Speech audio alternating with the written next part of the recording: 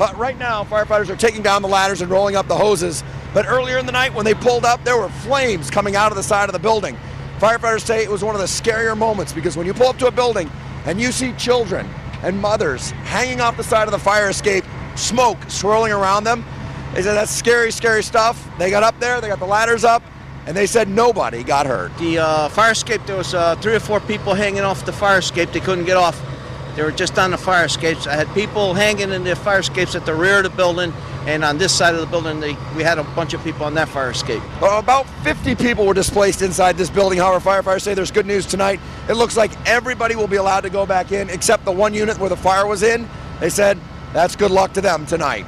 I'm Bob Wilson, on the scene of Bridgeport. News 8. The smoke, the flames, and the frightened faces, all in a firefighter's line of duty. But Chief William Hitchcock remembers the night it wasn't the fire that almost stopped him. Oh, I was scared to death. But the fire escape that broke underneath him. Where the railing just came away from the building. And our investigation found across Massachusetts more unsafe fire escapes. Rusty, deteriorating, crumbling, broken. And what state officials didn't know, the system they set up to keep fire escapes safe is also falling apart. The potential ramifications are disastrous. So let's look at this one. This expert ironworker is licensed to build, maintain, and inspect fire escapes. So then over here? For months, we examined dozens of them with alarming results. Looking at this today, would this pass inspection? No. In dormitories, at theaters, at homes, and apartment buildings. Rust is actually eating away the metal of the fire escape. Correct. And the bottom line? It'll get weak and then eventually it'll fall. This one has rotted connections. This one missing bolts, twisted metal. Would the stairs come down? No, never come down. This one a broken tread. So how dangerous is it for the people inside this building? This fire escape is definitely going to put somebody either in the hospital or it's going to put somebody in a cemetery. Fire escapes are so critical. The state building code requires they be certified for structural adequacy and safety every 5 years. But our investigation found that safeguard is simply being ignored. Here's proof. We chose fire escapes at random in Boston, Somerville, Cambridge, Worcester, and here in Quincy. We checked building department files. But there's no fire escape certification. Not in this file. To see if building owners had submitted their mandatory inspection reports. There's no certification in this one either. Right. Bottom line, not one we checked in Quincy had been certified as safe. And the director of inspectional services admitted because of staffing shortages, the city has no idea how many other fire escape owners are breaking the rules. And as a result, do you know how many fire escapes in your city are safe or not? Well, I don't know. In Worcester, not one we checked was certified. In Somerville, No. 4 more fire escapes. Did it fall through the cracks? Yeah. Not one up-to-date certification. And again, no system for keeping track. How can they get away with that? I guess that the shortest answer of all is because we don't have the resources to sit here and follow up on these things. If structural deficiencies are reported, local building inspectors can actually evacuate residents until repairs are made. Would you talk to us on camera about this? No? But when we surveyed 24 more communities, most admitted they had no idea how many fire escapes were certified. In Taunton, inspectors told us they haven't seen a certification in 25 years. Northampton officials said it's a cold day in hell when that happens. In Cambridge, too, not one of our test buildings was certified, and the official in charge would not come out to discuss it. In Boston, where there are more than 8,000 fire escapes, again, according to inspectional services, not one we checked was certified. Officials know they are required to enforce the building code, but they admit they don't always know if owners are breaking the law. The building code is being ignored. Right, but it's difficult to write a violation when you don't have knowledge of something like that. But state officials say for a critical issue like this, communities should know. And they warn the Massachusetts building code is not optional. Does it worry you that these fire escapes are not being certified? This is an important issue and should not be ignored. That's because after the smoke and flames begin, it'll be too late to learn you've got no way out. I can't stress it enough, Hank, that These things have to be maintained, and someone's got to be watching. As a result of our investigation, state officials will now issue an alert to local inspectors. Meanwhile, if there's a fire escape on your home or office, you can contact your local building department to make sure it's properly certified. In the newsroom, I'm Hank Philippi Ryan. Welcome to Firescape Services. We provide inspections and certifications, repairs, and load tests to remove violations in your area and nationwide. So whether you're an inspector or whether you're somebody, you have your own home, you have your own building, the first thing is the law is very clear. It must be structurally sound and must be kept painted. So is the fire escape painted or is it not painted?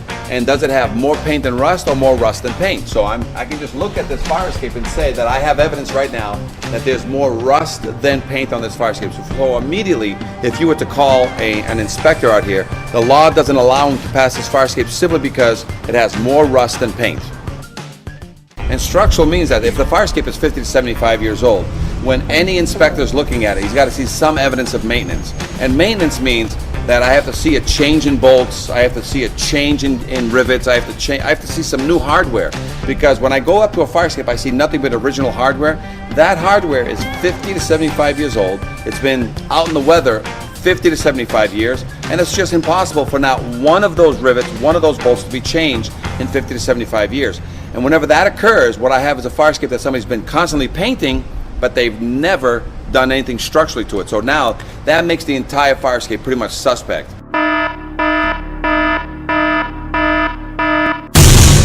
So now I have to be careful as to what I'm looking at to make sure that the structural now, on especially the major structural connections, are in good order. Thank you for watching our video. Please call us today at 800-649-3333 to discuss your fire escape issue with a live inspector or schedule an inspection in your area today. Fire escape engineers inspector summary video. Here we are on the corner of Lucas Avenue, and we're near the Edge Lofts. Here we have a very unique fire escape here. Spiral. Very rare do you find these, and they're great as a training session. Again, they all subject to the same thing. Must be structurally sound, must be kept painted. This fire escape is probably at least 75, if not 100 years old as the building, original to the building. So let's take a look if there's been any evidence of maintenance. First of all, has it been painted? The answer is no. Look how rusty this thing is. This thing is horrible. Very rusty. But now let's say they scraped and painted this before anybody showed up here, and that's the norm. They would scrape and paint this thing before an inspector shows up. And let's talk about what we're looking for besides that. What we're looking for is evidence of maintenance and evidence of rust and an expansion. And this thing's got nothing but rust and expansion everywhere. Water getting into every building. Every spiral tread is just that. It's a unique spiral tread going down, very unique, going up the whole thing. All the rivets have popped. So you can see with the rivets and the treads, it all acts in unison. It needed to be a one piece. But as each piece starts popping, this fire escape tread becomes very dangerous. We also have all the connections on the platforms and the connections into the building that have been compromised because water's getting in there. You can see the rusty tears coming down on some of these connections, so you need to verify that.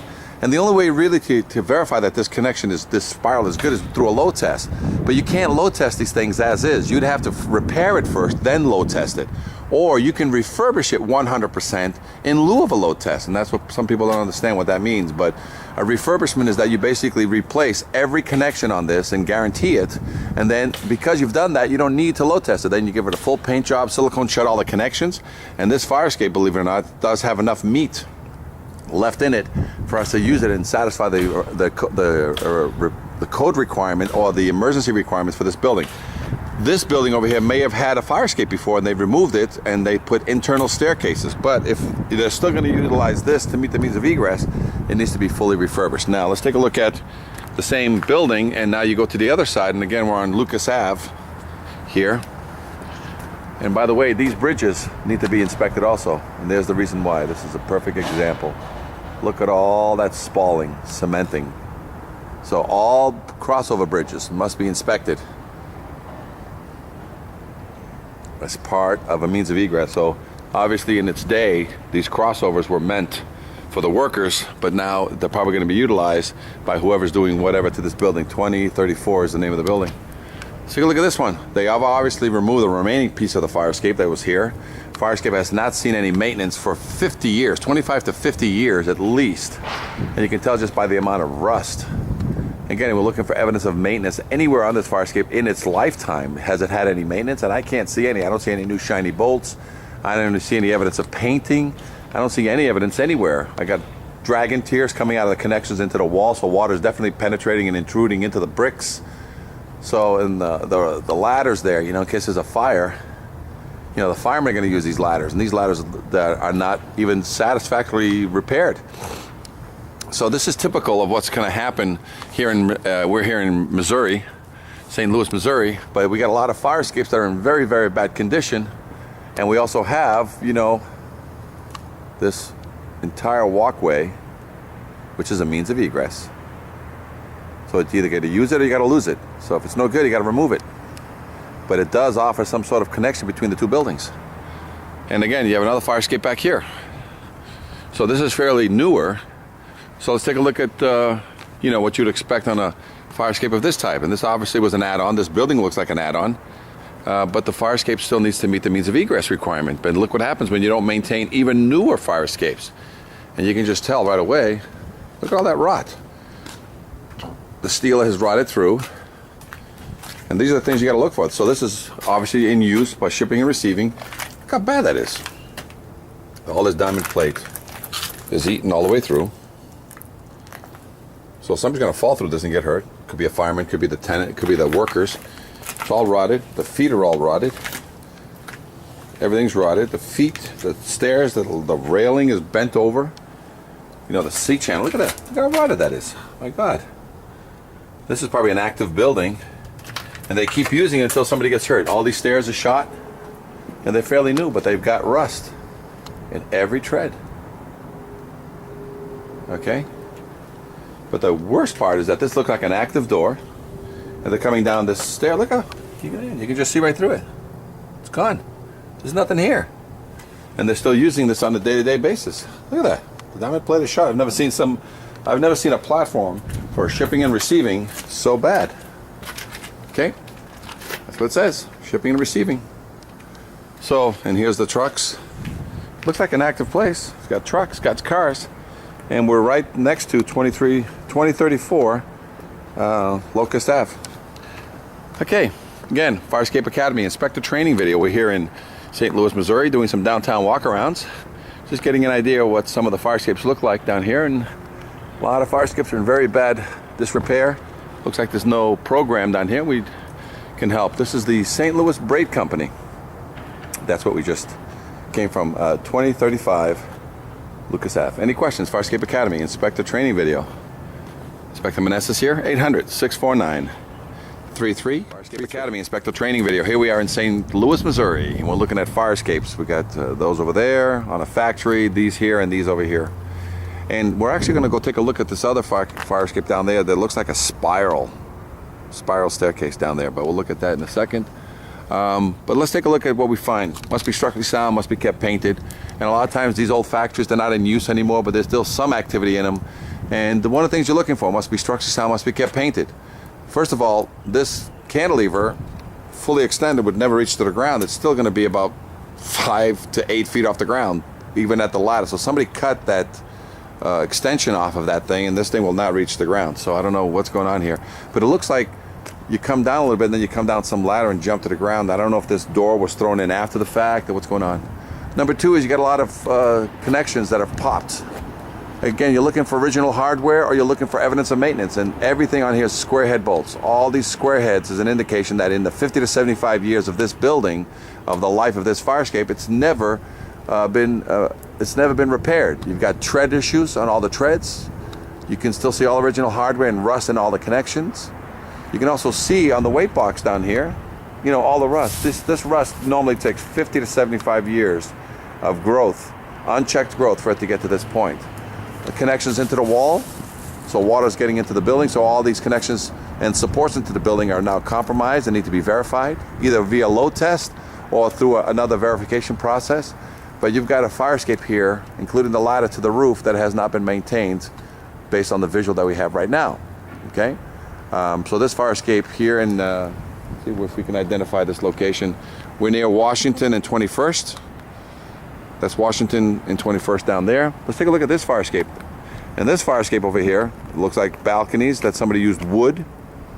So obviously wood is not an acceptable means. The building looks empty, but it looks like there might be some people living in there. I got some lamps and some shades and some stuff, so this might be inactive.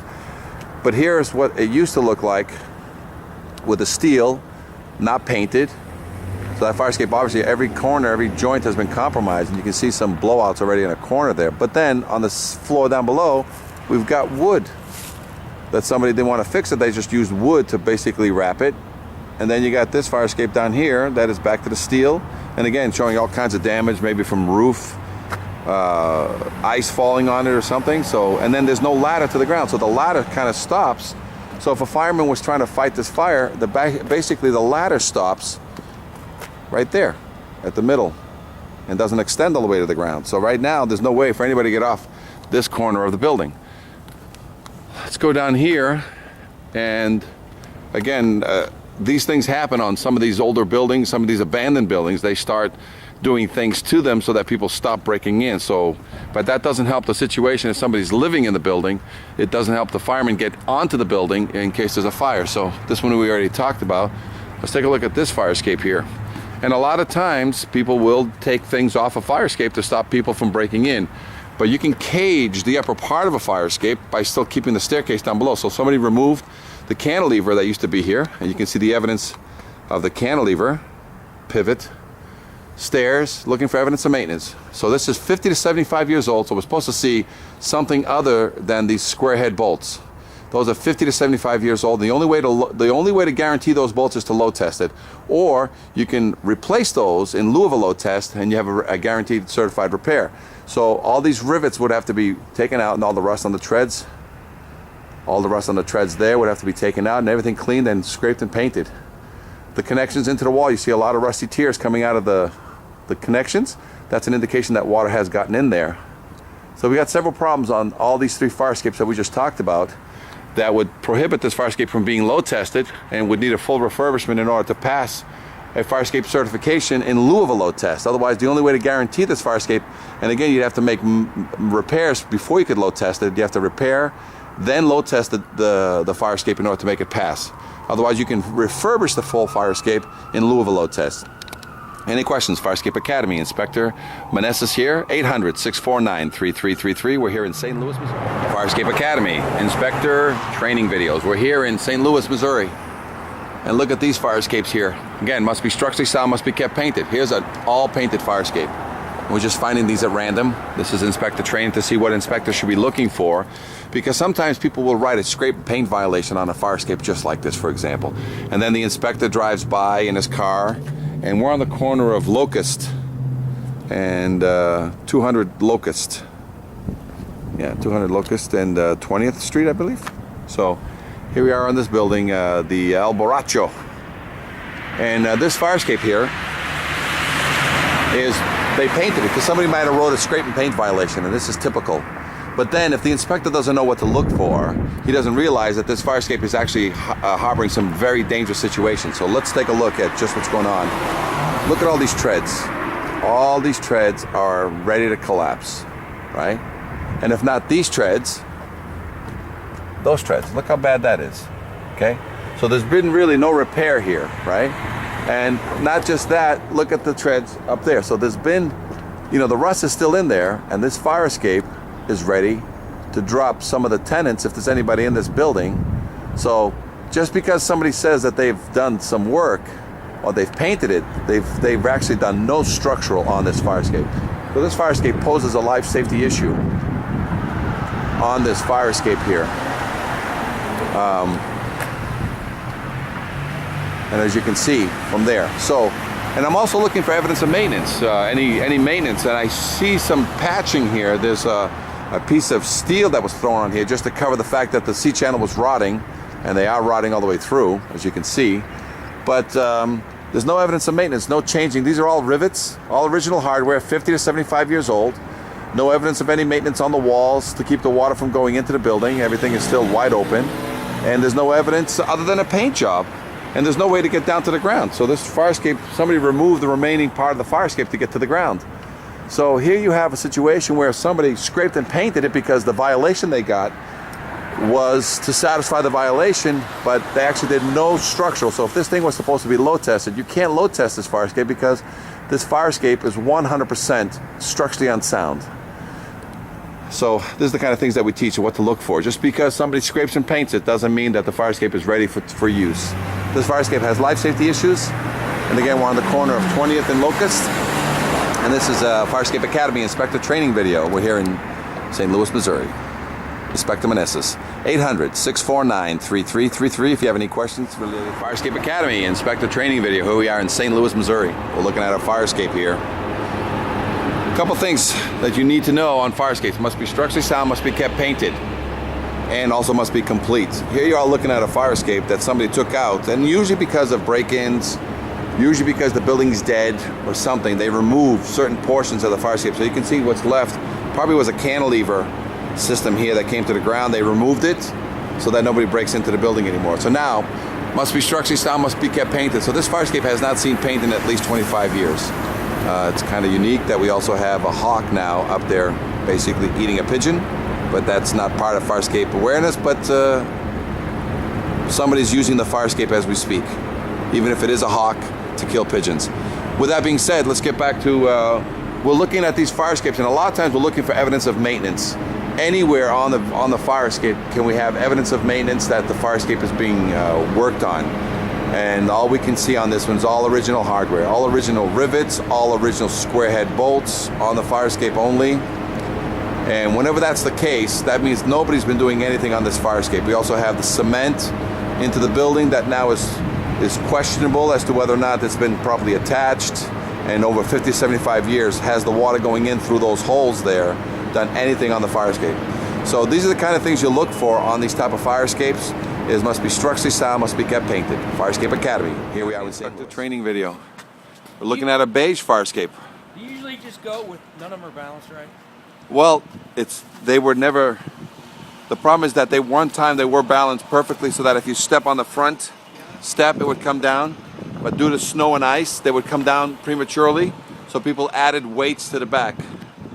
So with that being said, let's take a look at a standard. I love beige fire escapes. I love gray fire escapes because they help you see what happens when things are rusted. So stairs. When I say something on another fire escape when it's all black, it's hard for you to agree with me. Yes. But with this now, the evidence is here. All the dragon tears are showing that those welds, you think those welds are compromised in any way. Yes. And I need an x-ray to prove that they're good or bad.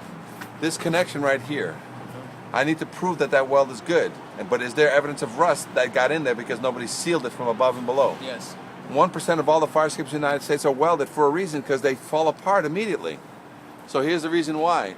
So now let's get back. So this is a combination welded and bolted. So now let's look at all the bolted treads. Any evidence that water has gotten behind there and compromised every one of those bolts? Yes. So the only way I can guarantee you that there's nothing wrong with those bolts is I can load test it. Otherwise, what's another way that I can, for inexpensively, avoid the load test? I just rebolt. So I take those bolts, which are inexpensive, they're 10 cents a bolt. Yeah, clean the bolts. Clean out the treads, put the treads back after it's been cleaned, seal it with silicone. The fire escape is back into a 25-year cycle. Now, that's down here. This is a brand new cantilever system down here because the previous one was smashed to death, and you can tell why. And they brought it up to 14 feet up above, right? Yeah. But now, let's take a look at the system here above. It's still the original fire escape. Now, looking up at the original fire escape, any evidence of maintenance? And they used to have bolts, and they took out the bolts, and what did? They welded every tread back in. Okay? Now, what's the rule when you see welded stuff? Load test it and or x-ray it or rebolt it. But if I've got evidence of rust in it, what do I have to do anyway? You got to take it apart. I got to take it apart and then put it back together. And not even including the EPA requirement that can you weld fire escapes that have lead on them? Nope.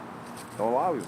EPA, anything older than 78, you can't weld it. You can only bolt it. So let's talk about the cement. Can you look up there in that corner right there of that platform going into the wall? How is it? Bad. It's bad. It's cracking. And Cracking. It looks like it's just filled with the So you got, cement. they've been painting it though, right?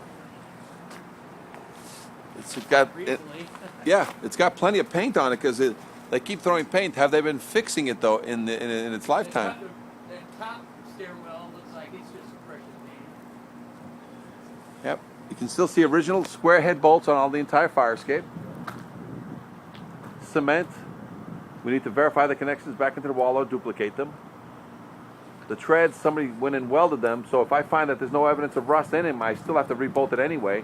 Why they didn't just rebolt them anyway is beyond me. I don't know, but all those corners from there scare me. Yeah, they're full of rust.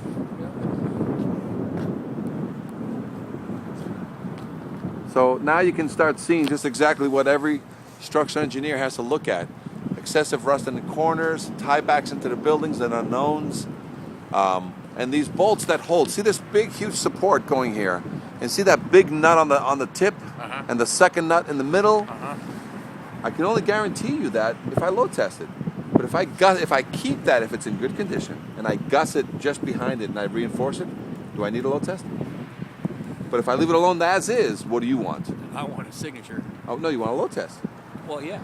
So if you don't want to load test it, then minimally duplicate, reinforce, or replace that 50 to 75-year-old bolt. Right. Otherwise, these opinion letters, do you want these opinion letters anymore? No. No. And that will guarantee this fire escape for the occupant and guarantee this fire escape for the fireman. Yep. Fire Escape Academy, inspector training, we're here in Springfield. But at the end, it talks about the fire code official is authorized to require testing or other satisfactory evidence. So this is the same write-up as you have here on the one from New Jersey, and it states the same. Did you highlight that? Depending on the structural condition, a load test of any fire escape shall be conducted before it is returned to service. So, and it also says here that brings it back to you guys. If the fire escape is found to be in a state of deterioration, which is only about the paint job, or determined to be unsafe, which is a structural issue that you have, the fire official shall be required. The fire escape shall be repaired immediately. Depending upon the structural condition, a load test of any fire escape should be conducted before the fire escape is returned to service. And your code, which is what is on its violation here, it says right here that the first piece of it is all about, if you're going to build a new one, it's 100 pounds per square foot. So that's all engineering. That's just some engineer satisfying that and getting a permit built on that. But then the last line of your code, 1027.16.5, materials and strength, it says, the fire code official is authorized to require testing or other satisfactory evidence. And this is what I talked to you about. So no one can touch a sprinkler system without sitting down with you and showing some plan. No one is authorized to touch a alarm system of any kind without having a plan, permits and plans, but there's always this communication. Fire escapes, which is the bastard child of egress, has always been hidden outside, nobody cares. They've been fixing them without permits, they've been painting them without permits, they've been replacing them sometimes without permits.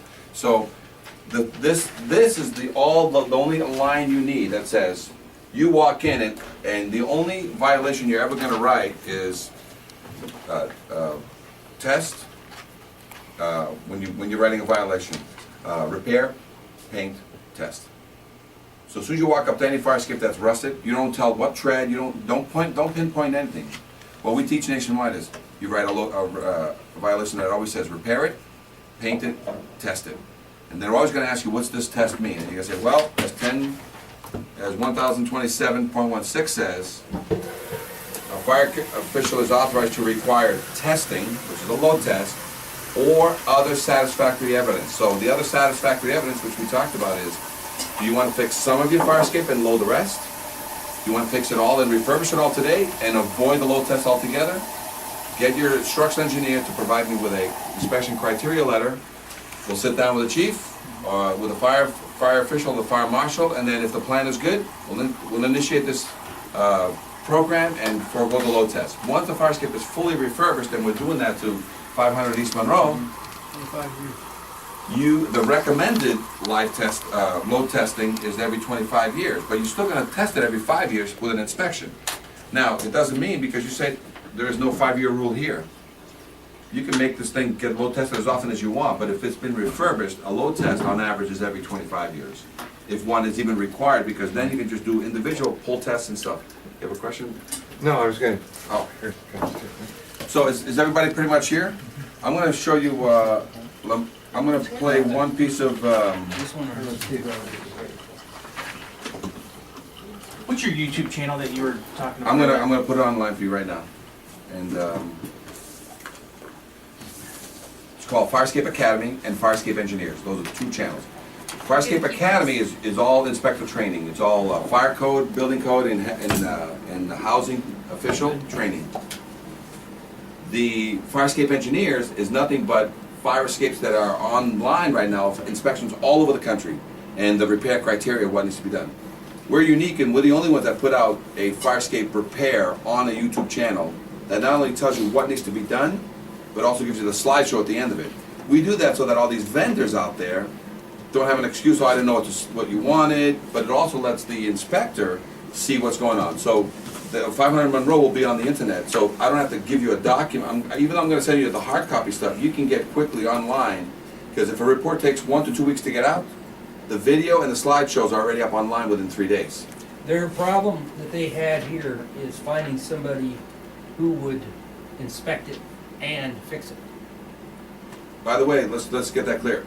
Very rare you have two people that can do both, inspect it and repair it. So let me tell you who can inspect all your fire escapes. Structural engineers that are properly trained and know what to do, they can inspect any fire escape. So I'm not the only guy that can do this.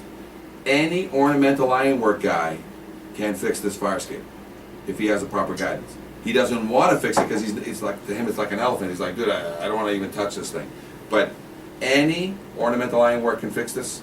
Any structural engineer and properly trained architect or fire escape engineer can inspect these fire escapes. So I'm not the only guy. But the fire escape engineers, they have to, there's only 2 certificates out of 2 states. Right, California and Boston has licenses, and again, structural engineers and or others acceptable to the building official. So whoever, like myself, I would try to qualify myself, but so would an architect want to qualify himself with you. But if ever I get resistance from an official says, nope, I don't want you, I'm still able to do the job, but I have to piggyback myself with a local structural engineer to basically sign off all the documents that we use. So the structural engineer can show up at the end regardless, because all state laws are structural engineers in every 50 states. A majority of the states it's structural engineers and architects, and in some states it's structural engineers, architects, and others are qualified and acceptable to the building official holding some license or credentials. Okay, so let me play one. Of this Channel 7 news pieces here. And then we'll go through a little bit of the stuff that we've already done today.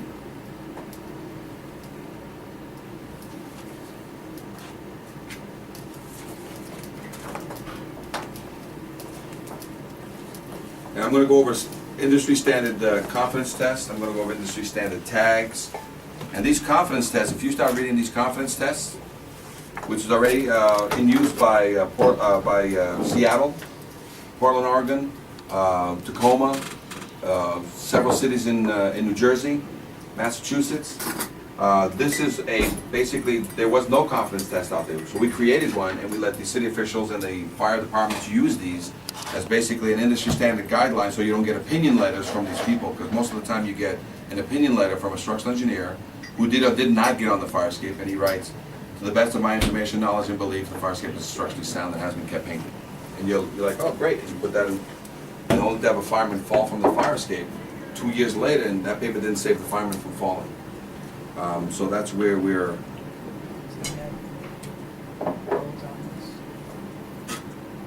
I've talked to Shanowski, and he's Had nothing to do with it. It's too political, isn't it? For him? Isn't that what you ran into, Mitch, every time? Well, you brought up a very good point. These tags. City of Seattle, they made every fire escape must have a tag. And all you're doing, just like an elevator, does every elevator in the city have to have a tag? Perfect. So you want a tag on every fire escape. Not to determine whether it's good or bad, you just want a tag on it to have its condition. By the way, Portland, Oregon, as of January, we gave a class similar to this, and 3 months later they made a state code change. So I'll put you in contact with Inspector A.J. Jackson. And she'll show you that now they went through the whole thing of saying this is very good, and instead of going from dead last now, they're number one in the nation as. And if you want to know how to make a state code change, we'll go through that. But basically, you're going to be able to, but this is a 3 to 5 year program. You just want to put one of these tags on every fire escape to identify its condition. You putting a tag that's going to have your city information on here, not mine, your city information. The only one I will ever have my information on, or some structural engineer will have his information, is the white one. Because this is a certified fire escape. In Louisville load test, he will put up a certified tag. In the middle of the night, when there's a fire, guess what your firemen need to see? A white one. There's a white one on it, they get on. So this is nothing but a safety program that you guys are initiating over the next 3 to 5 years to identify every fire escape and put a tag. You will put in, while you're inspecting any and all fire escapes anywhere, not fire escapes, you're on any building nearby.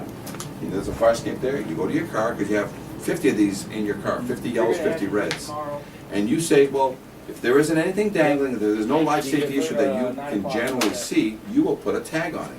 And when you read the top of this tag, it has a very important thing. It says right on top of the tag, contact fire official. That's step 1. Step 2, it says have your fire escape inspected, and it says by a structural engineer or others acceptable. And then it says step 3, have it serviced and have it load tested. So, but when you put this tag, you just come back to your office and you just put it down as another identified location in your city that has a tag. Now the 30-day letter goes out. And that 30-day letter goes out by you guys as part of your normal awareness to a building that says, I've identified a fire escape on your building. I need a copy of your current certificate on it. Guess what they're going to say? Evidence of maintenance or a copy of your certificate. What? What? So then that's okay. It's cool. So then you send them another letter. Well, then you need to have your fire escape load tested and or refurbished. Pick one. Now you give them another 30 days, right? Those are for the people who call you up because they saw a tag on their fire escape or they received a letter in 30 days. What about the guys that ignore you after 30 days, 60 days, and 90 days? What's the answer there? Court. Well, like we said, there's fines and permits and fees because it says right there, fines, permits, and fees may apply if you let this thing. So as soon as you put a tag on it and the guy doesn't fix it for 6 months or 6 years, you don't care. Because right now your fireman ain't getting on it because if there's a yellow or a red tag on a fire escape, you're not getting on it. And isn't that what you guys are all about? Because as you know, the gray-haired guys on the line tell the young-haired guys on the line, in case of fire, don't use the fire escape. It's a standard. It's the whisper. It's the silent whisper. It's like in case of fire, use your ladders, use your apparatus. Don't ever get on these fire escapes. And it's a true statement. But as soon as you get on there and it's got a white one on it, what can you do?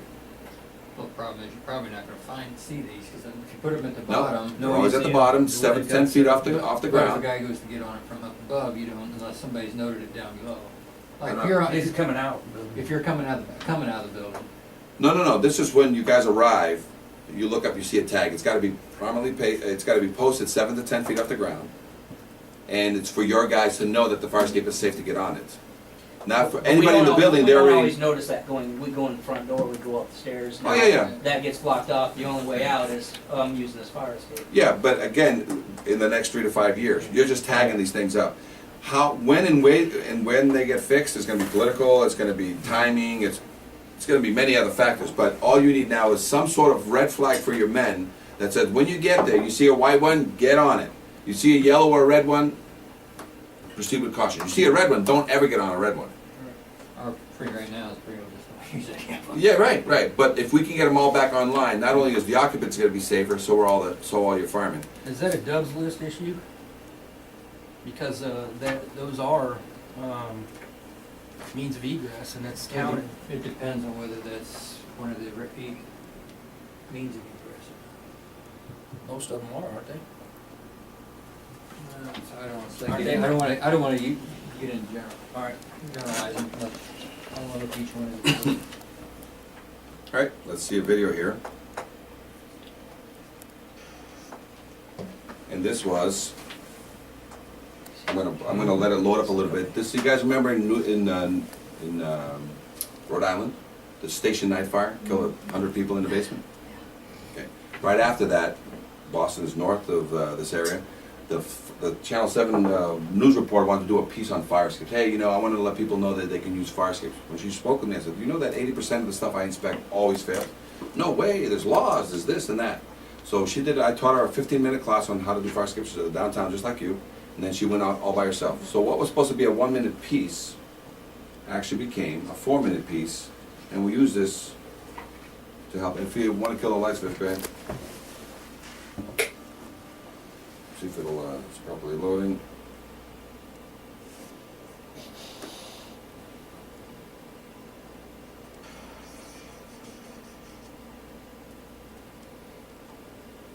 Yeah, sometimes when I make it big and if I don't have enough of a good connection, so let me put it on there.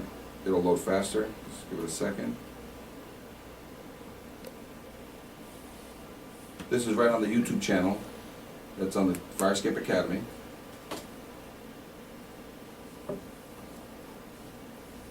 And it features firemen, but also building inspectors who are supposed to be watching this stuff, who have not been watching this stuff. And 40 out of the 50 states, fire departments run all the fire inspections, including fire escapes. 10 out of the 50 states, building departments are watching it, and they're dropping the ball. So here it is. I have to keep it small, so.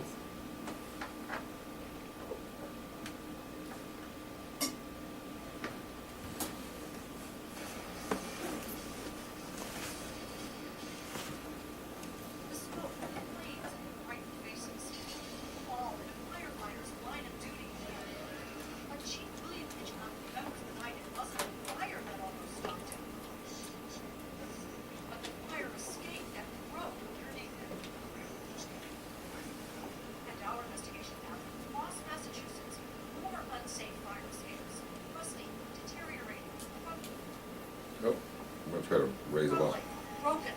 And what state officials didn't know, the system they set up to keep fire escapes safe is also falling apart. Potential ramifications are disastrous. So let's look at this one. This expert iron worker is licensed to build, maintain, and inspect fire escapes. So then over here, for months, we examined dozens of them with alarming results. Looking at this today, would this pass inspection? No. In dormitories, at theaters, at homes, and apartment buildings. Rust is actually eating away the metal of the fire escape. Right. And the bottom line? It'll get weak and then eventually it'll fall. This one has rotted connections. This one, missing bolts, twisted metal. Would the stairs come down? No, never come down. This one, a broken tread. So how dangerous is it for the people inside this building?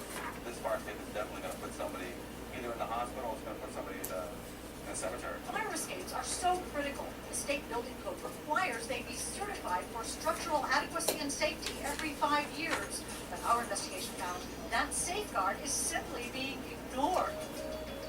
Here's proof. We chose fire escapes at random in Boston, Somerville, Cambridge, Worcester, and here in Quincy. We checked building department files, but there's no fire escape certification. To see if building owners had submitted their mandatory inspection reports. There's no certification in this one either. Bottom line, not one we checked in Quincy had been certified as safe. And the director of inspectional services admitted because of staffing shortages, the city has no idea how many other fire escape owners are breaking the rules. And as a result, do you know how many fire escapes in your city are safe or not? Well,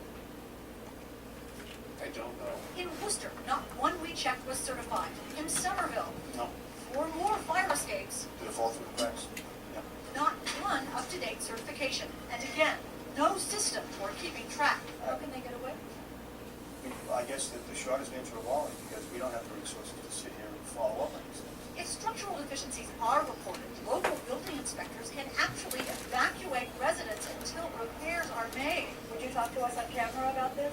No. But when we surveyed 24 more communities, most admitted they had no idea how many fire escapes were certified.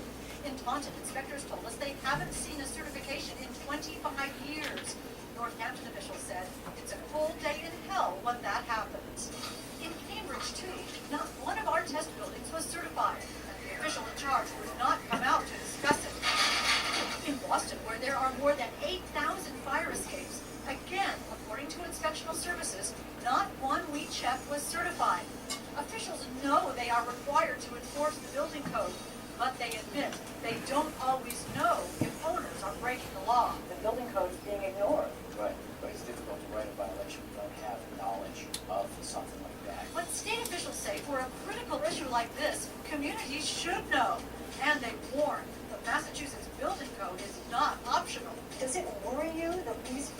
escapes are not being certified? This is an important issue and should not be ignored. That's because after the smoke and flames begin, it'll be too late to learn you've got no way out. I can't stress it enough, Hank, that these things have to be maintained and someone's got to be watching. As a result of our investigation, state officials will now issue an alert to local inspectors. Meanwhile, if there's a fire escape on your home or office, you can contact your local building department to make sure it's properly certified. In the newsroom, I'm Hank Ryan. Okay, so that's what we use to basically say that what the problem that you have here, everybody has the same problem. Everybody's been ignoring fire escapes for 50 to 75 years. This is not unique. Any place that's an industrial city that had buildings over 5 or 10 stories, this was the standard. But if you go here to Fire Escape Academy, you're going to see in here association classes that we've done, whether it be an awareness in Oregon, an awareness in New Jersey, an awareness in Chicago, an awareness to a, what do you call it, facilities, not facilities, but housing inspectors, Portland, Oregon, downtown walk-around similar to what you have. So when you go on here, and I can send you the playlist, so I have playlists here. So if I was to send you a playlist, and I can send a lot of these to you, and this would become part of the playlist, it would include this Channel 7 news piece for future training, includes downtown walk-around, but I would send you either the seminar class that I did in East Orange, Houston, Texas, Dallas, but let me show you one here that has nothing but life safety issues. There's 43 videos. There's over 500 videos here. So you'll always find something that's similar to your region. But the greatest part about it is the downtown walk-arounds is probably where you're going to get your best training because it's one-on-one training. So if you come in here, and I was going to show you one inspector, the state inspector training, so I have had opportunities where I've had a state inspector be with me, college training, you know, at colleges, nationwide seminars. If I send you this link to this nationwide seminar, there's 32 training videos in there from all over the country. So I'm just going to use one. Let's use a seminar in Lowell. This was to a building department, similar to this, about 6 guys in a class. And I'll just play for a few seconds of it, what it is, and then and you go this at your leisure because I'll send you all the links. And if you just type in on any YouTube channel, Fire Escape Academy, everything shows up, and then you pick the ones you want. Similar class, slideshow presentation. Okay, so this is me and their guys. This is the fire official. So you can stop and go ahead at any time. And I put it together, this is probably a 2-hour class now, and I put it together so that at the end it also has the downtown walk-arounds as part of the class. So if you come in here, let me see if I can, actually, pull it right off at the top here.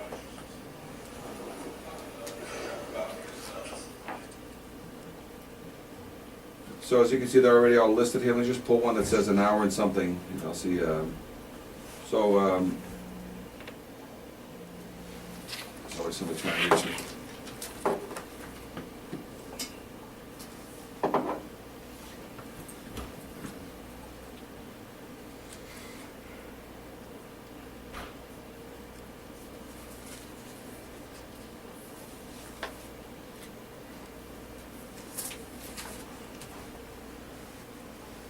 So that one that I was just showing you, which is the association there, it's an hour and 57 minutes, but it's part of the class, but also some of the downtown walk-around all joined together and edited together.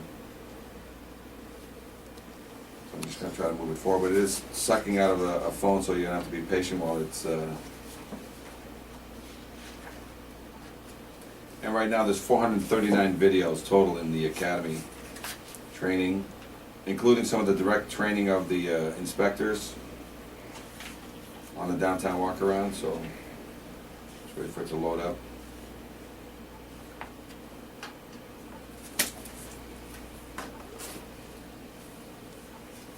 Issue an alert to local inspectors. So I include the show you just saw on here, let me just move it way up here and see if it'll play it forward.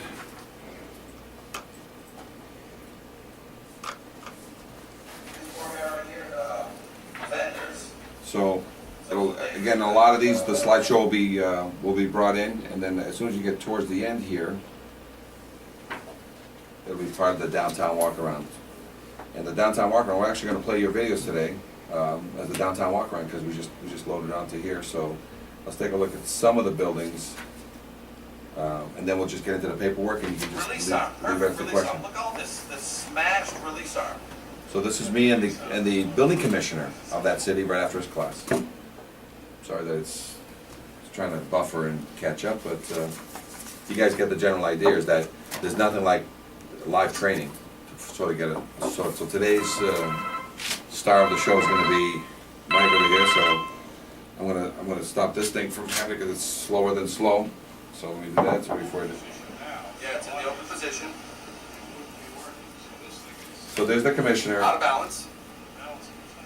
Smashed from Let's the. see where it's pinned, and it got hit by a truck. So let me go now just to your videos. You want to leave it on, and then we'll open it up to questions, and we'll get right into it because this is not really. I apologize for the haphazardness of it. This is going to be one of those quickly classes, and we're really going to just rely on some of the videos that he and I did today. Yeah, you didn't get in town till 5 last night. Right. So let me throw some these videos here for you to.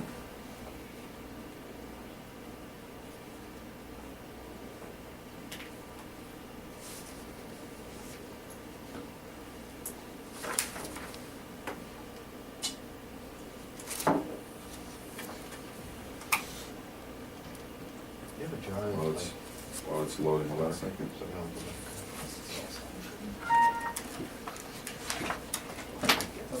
All right. While it's, I just got to let it open up to the other side on this. Let's talk about some of the questions that we have on this sheet here. And then I'll stop playing some of his videos, and then we'll open up to questions. When you have the class that we teach, you know, this fall is what happened in Boston.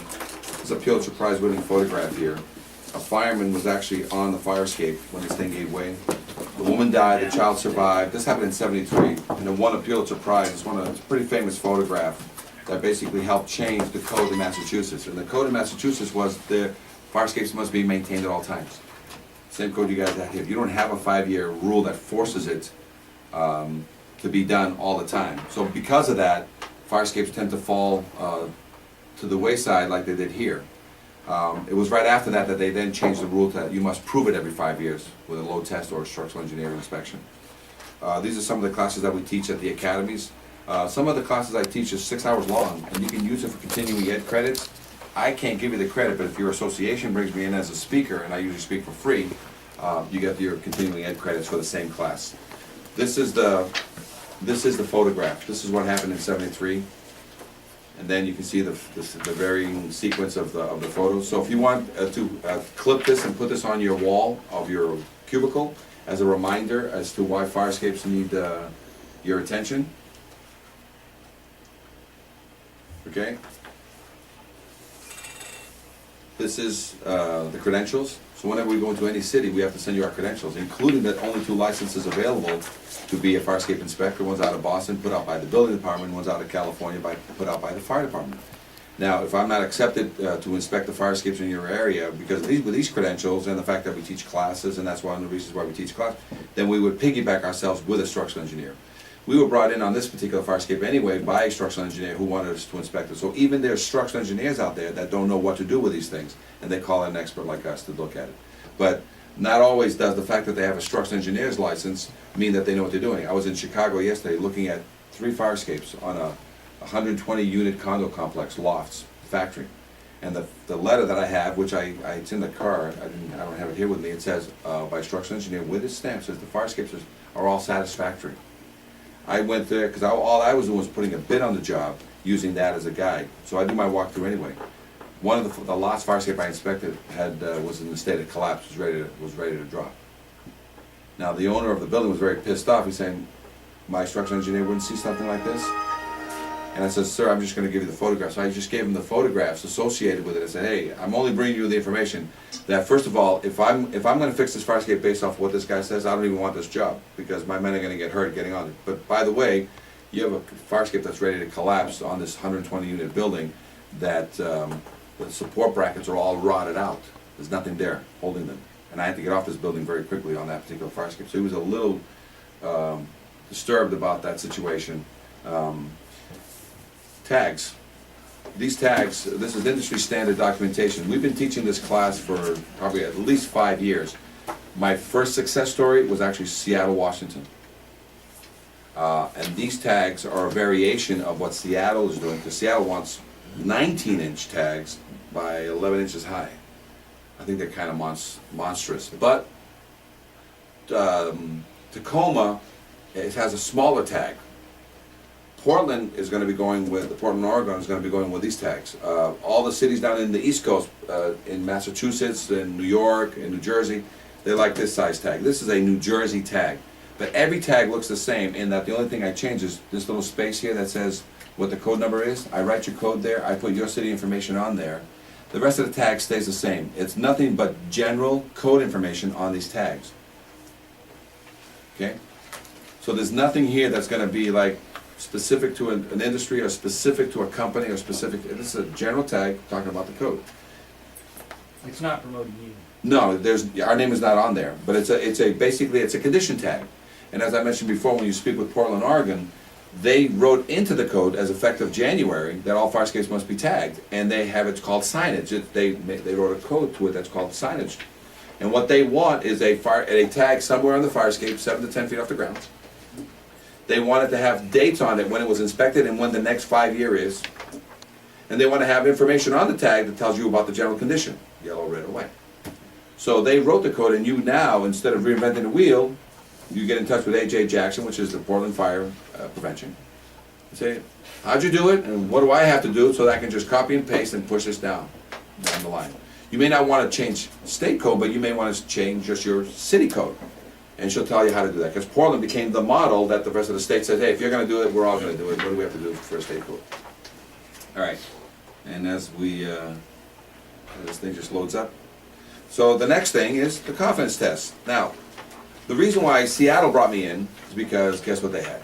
3 guys up on a fire escape having a smoke, and guess what happened to the fire escape that was lag bolted into a wood structure?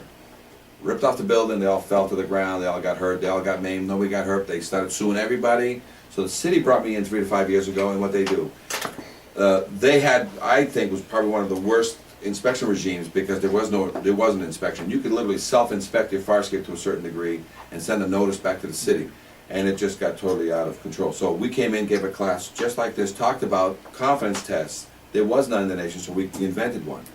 And all the confidence test is nothing but a questionnaire for the structural engineer. This confidence test has nothing to do with you.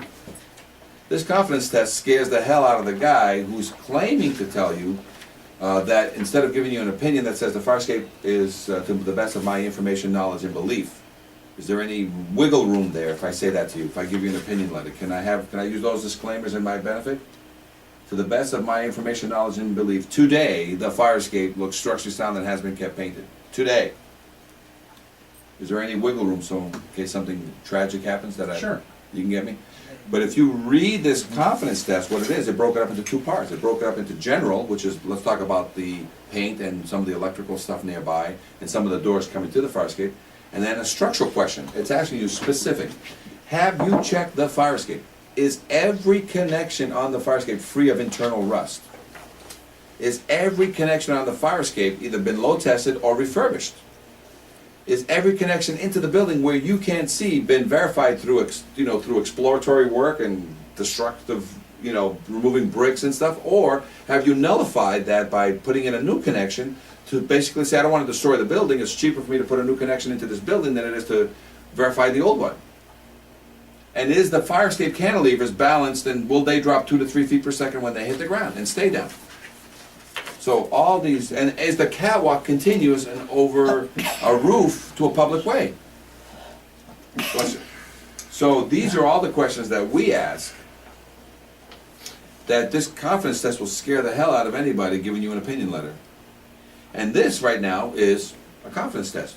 If you want to go to Seattle.org, go to their fire prevention, go to confidence test. They have a ton of confidence tests. They have sprinkler confidence tests. They have standard testing sheets that any company that is testing for them would go there and grab it.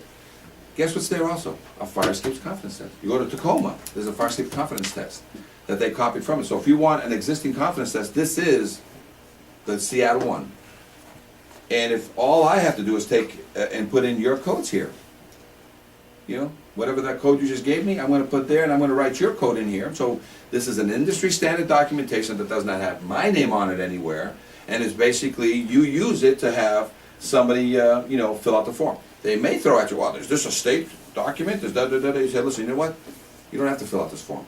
But if you want to answer every question that's on this form on your letterhead, Mr. Jack Engineering from where? Because you'll get these kind of people. I need these questions answered on your letterhead. Otherwise, attach this form. And so by simply you going on to Seattle.gov, this is it'll come to you in a PDF or a Word document, and you just eliminate your city, and you put your city, you don't even need me. We do it for you. We come in there because that's part of our training, and this is what we do to build relationships with a lot of fire departments. So this is there. Tacoma went one better, and because Seattle didn't, they have the yearly test. Now the yearly test, if you look at the questions on the yearly test, it's a simple thing. They ask you 3 questions. They always do the 5-year, but they have this yearly, and they put this yearly test strictly on the ownership and the management of the building. And you have to answer these 3 questions. Bolt supports are not damaged or rusted.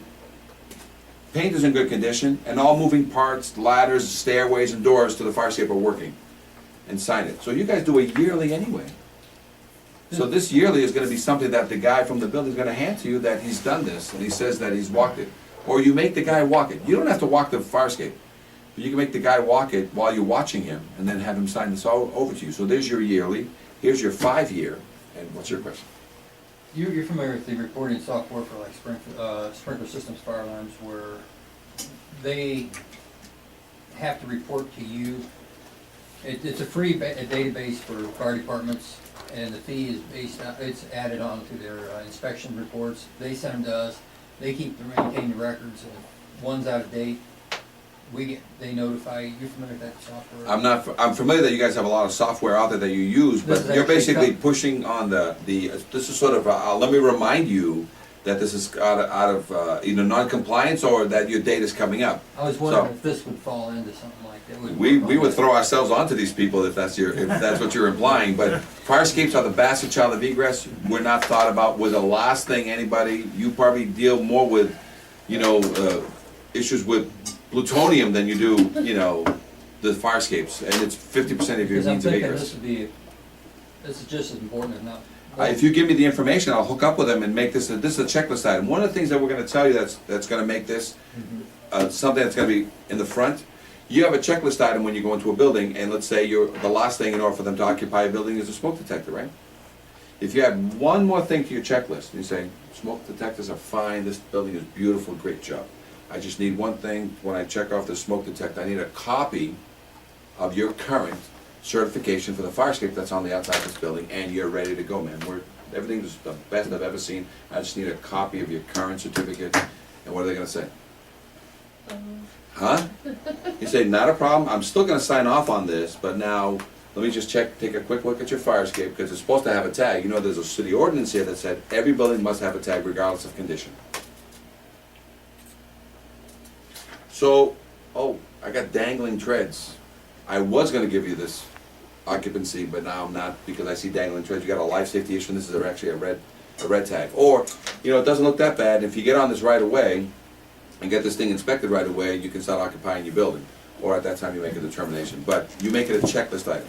The second thing that Boston did after that fire, building departments. You can pull any permit you want on any building, but you can't close it.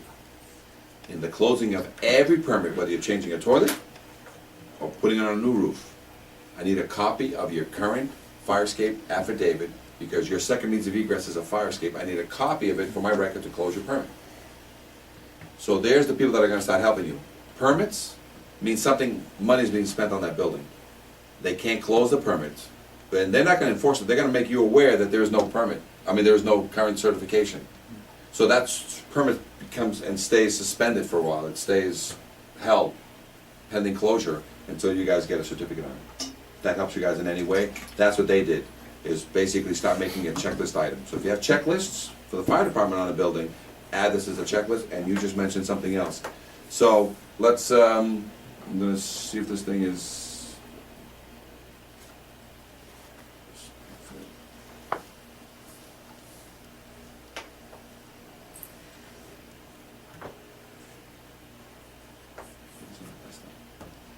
To get anything through this city, you have to consider the cost. I mean, we gotta get something, but what would you estimate the inspection cost per floor, I know you can't say per. Yeah, I can help you. Yep. A structural engineer, on average, will charge you anywhere from 75 to 175. Is that an accurate statement? Any structural engineer will work for you for anywhere from 75 bucks to 175 bucks or more. An hour? An hour. An average fire escape system of 5 stories should burn up about 5 hours, no more than 10, on average. Between inspecting it, getting back, writing some sort of report, speaking with you, dealing with you, 5 to 10 hours. You're saying about $1,000.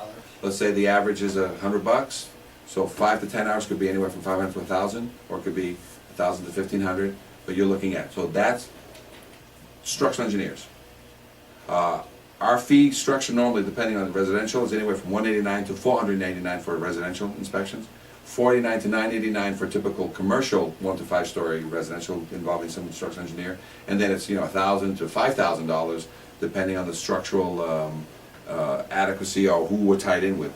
This particular building that we're doing on East Bend Road, tying in with an engineering firm, we only charge them $1,500 to do that inspection. So that's not going to be the biggest cost associated, because minimally they can find a structural engineer in your area who will tie in with the inspector and send you inspection criteria list.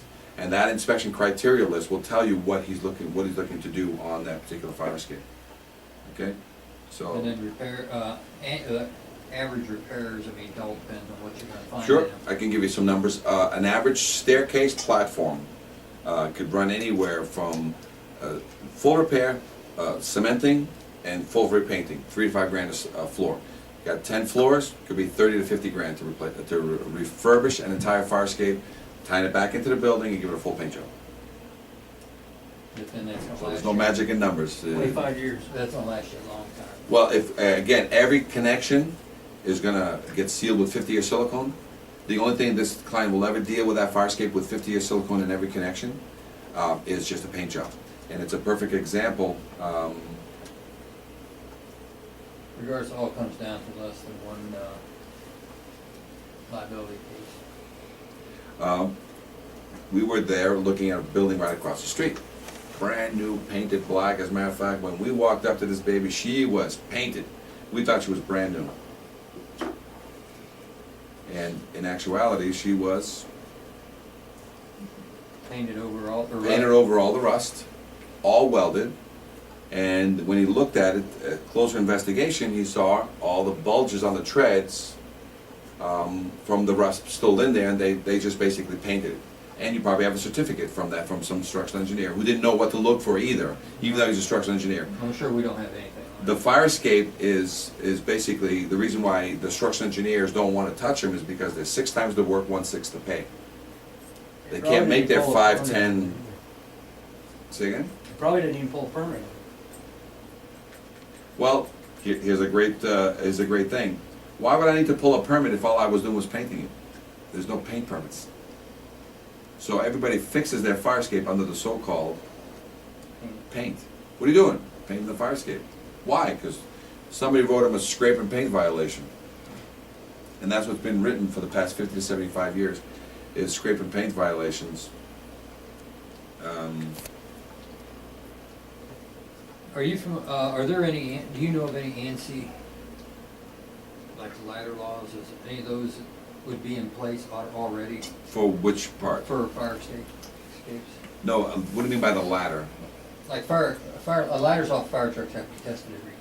Yeah, the fire escape. The fire escape ladder is part of the fire escape inspection. It gets load tested. what I'm saying, for all its connection, it's part of the inspection.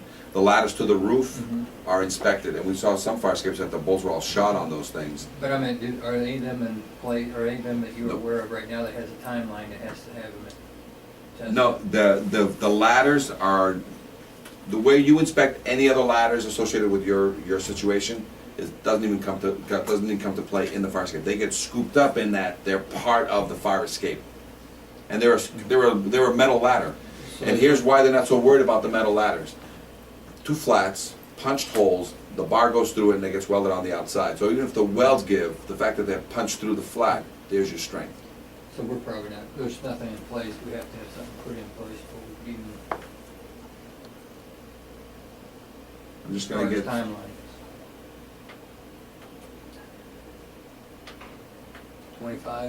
You're just talking about the ladder though. I'm talking about the whole fire escape. Some of these buildings, the ladder is the fire escape. I didn't know if ANSI covered the fire escapes at all. Showing that picture. Because it's like right here, this just says it has to be done, it don't give you any kind of timeline. It's really this code almost might as well be worthless in there, because it gives you no, city codes for. We have to add something. It's every 5 years, correct? For what? For your code? You don't have a 5-year code. You have, We don't it must have be it. maintained at all times. Everybody else is 5 year though? Most states have adopted the 5-year rule. So you can make it, but here's the best thing, you can quickly bypass this whole thing. If the code has not caught up with you, what you basically do is, through a local ordinance, you make every fire escape be inspected every 5 years. But just going through the identification, by you wanting every fire escape identified, you bypass that anyway, because you want a tag on every fire escape. For some reason, my fire escape, the videos that we did doesn't want to play on this particular one here. So let me, I'm going to bring up one of the videos that I've done that I know shows a downtown walk around. So let me, it's the same exact scenario. So let me do that. All right, so now that we have the tags, and while I'm shutting this down and turning it on, confidence test. I'll make a confidence test for you guys. Now, let's talk about repair guidelines. You want to know what a load test is? Because everybody keeps it like it's a secret story. I got a load test right on the top corner. You know the guidelines and what a load test is? I mean, this is all shrunk small so I can keep the paper down, guys. Whoa. No. But basically, here's a load test. Here's a load test. You take any square platform, 5 by 5, it's 25 square feet. Times 100 pounds per square foot, that's 2,500 pounds. I got to put lead, sand, water, 2,500 pounds of something on there for 30 minutes. Take measurements before, take measurements during, take measurements after. Does everybody know what a passing test looks like? The passing. Anybody know what a fail test looks like? And depends where you are at when it falls. So now you know why load testing is not something that everybody wants to do, simply because there's dangers with it. That's why refurbishment of a fire escape is much cheaper. On average, that fire escape there, to be load tested at, if it was in pristine condition and it was tied back, you're probably looking at 20 grand, 25 grand worth of load testing fees for that entire fire escape at Monroe. Doesn't buy one bolt, doesn't buy one stick of paint. So if you refurbish it, you don't have to do the load test. Well, I'm going to go over why, because you have to agree with me what a refurbishment means. And if you don't agree with me, then you don't understand, because it says right on the thing, testing and or satisfactory evidence. What you've been accepting, you and everyone in the United States has been accepting in the past as satisfactory evidence basically an opinion letter. But those opinion letters were being now issued by people who weren't even walking the fire escape anymore, because you guys weren't double checking this paperwork. So, do you want me to walk a fire escape and make $500, or can I just give you a document that I know the fire chief is not even going to look at it and make $500? So, because there was no sheriff in town, these opinion letters started becoming just that, a quick way to make some money from a helpless owner of a building who was like freaked out that he wrote him a violation. Okay. So I'm going to go into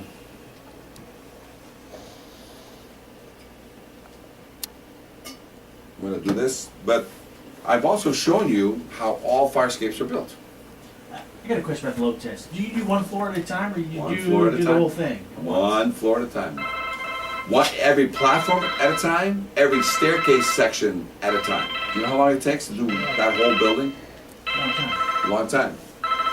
So we also have repair guidelines, repair procedures. We also talk about in here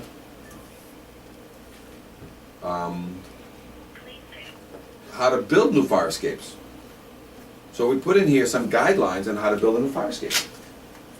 So, and we talked about that spiral, remember? There's a spiral. Even though you can use spirals as a means of egress on a case-by-case basis, every now and then that's your only answer. Every now and then, a ladder is going to be the only answer, even though the code prohibits it.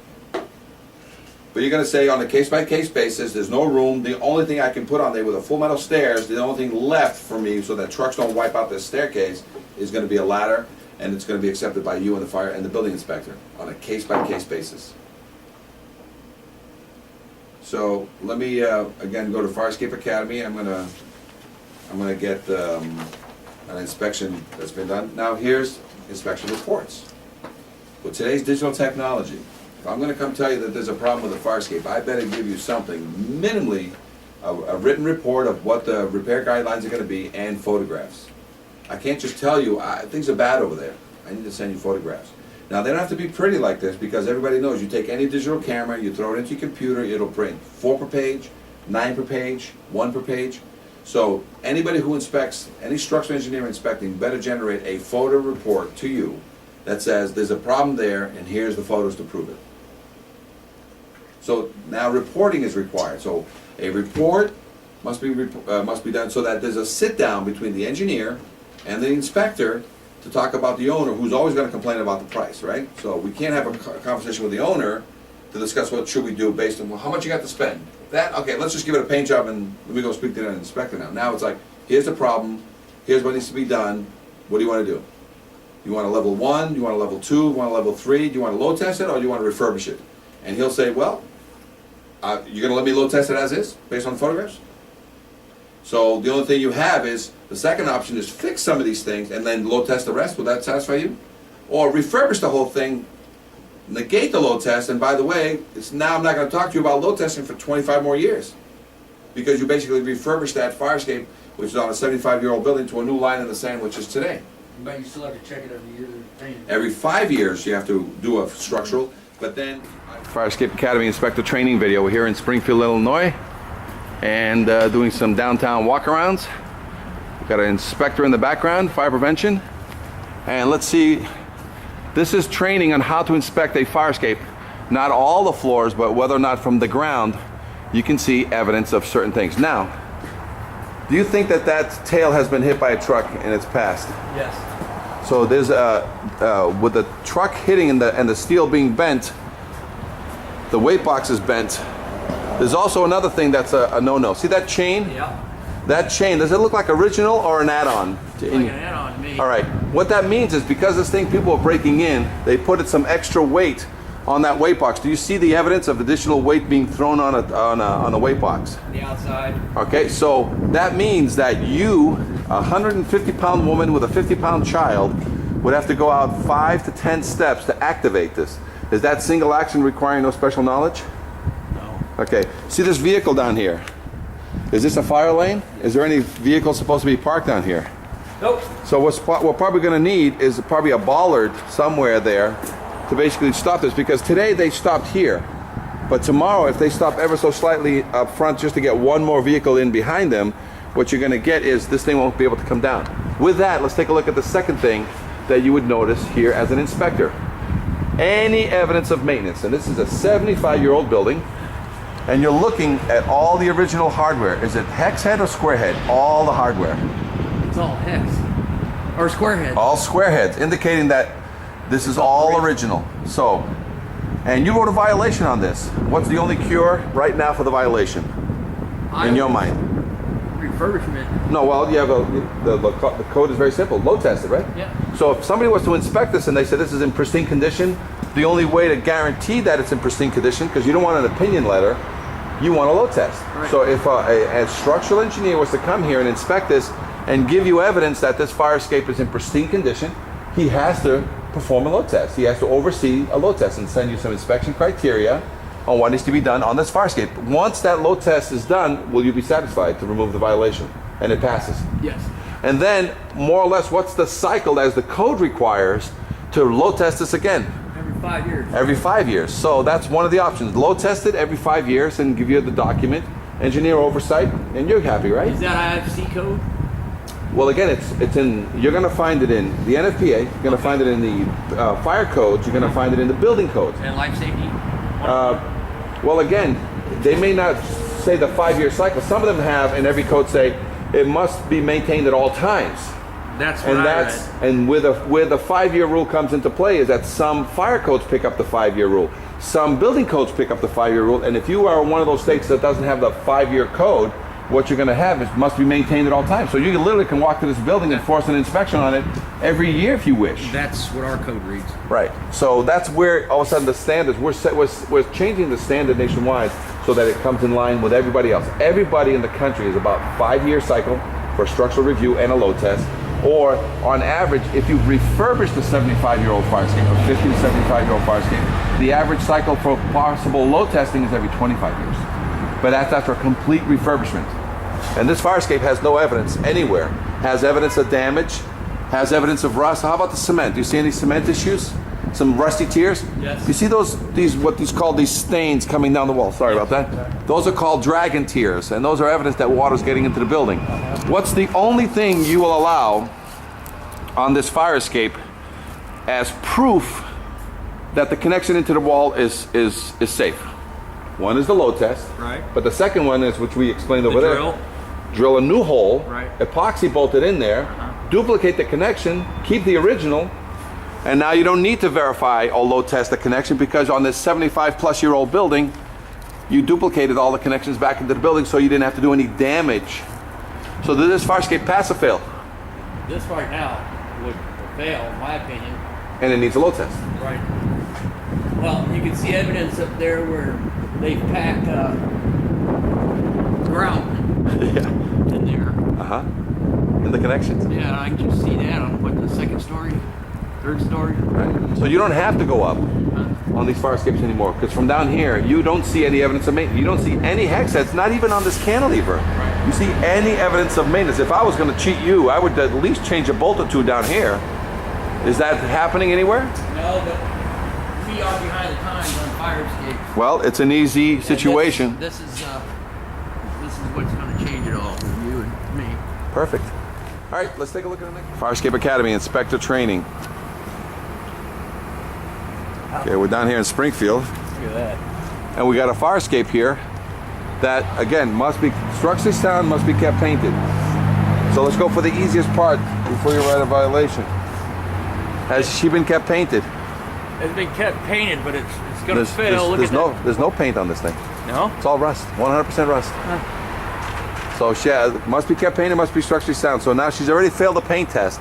Can you order a load test if it's got no paint? Yes, because it's part of your maintenance. It's either a maintenance issue or a structural issue. Right now you got a maintenance issue. And I will prove to you that rust grows from the connection out. So as soon as you get a fire escape that's been ignored, and this thing to rust it out 100% took 25 plus years. It rusted from the connection, and look at the railing, where the ladder meets at the bottom. Do you see the remnants of a bolt? Yeah. Now, that means that if you let the thing rust 100%, every connection has been compromised. So the worst thing you could ever do to a fire escape is let it rust 100%, because it doesn't rust from the inside out. It actually rusts from the outside in. It rusts from the inside out. Right. So right now, this fire escape that somebody in this building has ignored for 25 years, is she structurally sound in any way? So she's compromised every connection. So you write a violation, and the cure. Somebody working on it up there. Yep. You got the wire ties right there holding it up. Yep. And the ladder broke already. So you think a fireman's already going to get hurt on this one? Yes. So this one has one more thing. It doesn't. It's got life safety issues. Yeah. So now, what has to happen on this particular building when you write the violation on this one? Is it a simple fire escape violation? This is a life refurbished. But this is a life safety issue. Right. So even before they get a chance to refurbish, even before they get anything, you might order a watch over here. You might order some scaffolding, temporary scaffolding to take this, or you want emergency repairs on this right away, because right now, can any of these tenants get out without this thing collapsing and hurting themselves? No. A fireman in the middle of the night with smoky conditions, would he notice these things when he's jumping on this thing? No. So is this a life safety issue? Yes. So right now you've got situations when you get there, and this is the bastard child of egress. Nobody cares about these things. But this one is not. This is a hand grenade with a pin already pulled out. Yeah. Let's go. There's another one right next to it. Let's see what this next one can do. And then we're gonna go hit that one over there. That looks like it's been kept painted. Somebody just refurbished it and repainted it. So, oh, I thought there was another one here. And we're gonna go hit that other fire escape over there. But let's walk around the. Do you know this address? Yes. Across. So now. Must be structurally sound, must be kept painted. Let's take a look at because we're doing what's called a downtown walk around, and we do this all the time with fire departments all over the country. And all these videos are free online, from Boston to California to Seattle to Texas, Chicago. We can get in this way. So the rule in every code, NFPA, building code, fire codes, housing codes, must be kept painted, must be structurally sound. This one looks like somebody kept it painted, right? She looks pretty good, right? Yeah. Looks like they changed all the grading out. This looks like a full refurb. Okay. What do you think so far? I think it looks new. Looks new. Well, it looks. Let's look at a couple things that we have to concern ourselves with. Is it a bolted fire escape or is it a welded fire escape? Welded. Okay. And let me tell you the concerns you might have with weld. Welds, unless they're sealed, do you think the water gets in from above and eats these welds? I'd imagine. So, because they just recently painted this thing, let's take a look at some indication. This is a grade indicator right here. See this grading? Look straight up and look at the angle. You see some bulging happening on the angle that's holding up the grading? So she's tack welded, but you see some bulges. You see that the thing is waving? Yeah. Okay. That's rust behind there. There's rust behind it. Now look at the treads. Look straight up at these treads. Right? Yeah. The bulges? Yeah, in the center. So even though she looks great, she looked like a new fire escape to you. Look straight up here. How do you get that big of a bulge? Rust. Only rust, right? So this is an all welded fire escape. The only way, actually, let's go down here. Thank God for zoom lens here. Look at every one of those. And do you see bulges in every single one? Yeah. Okay, so now you're about to write a violation on this one to do what? What's the first order on the load test? Yeah, I need a load test, right? And the guy's gonna come back to you and say, hey, but I just had it all painted. I just had it refurbished. You say, yes, but I need a structural engineer. I've noticed evidence of rust in your connections. And what's the cure? How can I verify, besides a load test, a welded connection? How can I verify it? Are you aware of what it is? No. It's with an X-ray. You know how expensive an X-ray is to X-ray every one of these welds? Yeah. You want to know a cheaper one? If I go in and I drill every single one of these and I put a bolt in there, what's the new connection now? The bolt or the old weld? The bolt. But I have a problem because the rust is still in there. So do I just put in new bolts and leave the rust, or do I still have to clean out all the rust? I'd imagine you have to take off the tread. Exactly. And clean it off. And then put it back with a bolt. So the cure here. Sealed, painted. So the cure here is I come in and have a vendor drill holes in the current position. Just drill 2 holes, one in the back, one in the front, prior to cutting off a tread. Then with a little cutting disc, they cut the front weld and the back weld, because that's all it has. Remove the tread, clean it, prime it, paint it, put it back on. But back on with a weld or back on with the bolt? Bolt. Back on the bolt. If I put back bolts, do I need a load test? No. No, perfect. Now let's talk about these supports here. This a welded connection or a bolted connection? Down at the corner here. The frame is welded. Right. So You want me to bring out my x-ray machine, or can I just pop a bolt over here? And will you be satisfied if I reinforce that weld with a bolt? The bottom corner. It's still got to be taken apart and cleaned, doesn't it? No, it's clean. It's nice. There's no rust in it. Obviously, anything that has rust in it, we got to always clean. But this is a pristine connection down here, and she's great. A load test will verify that for you, right? Yep.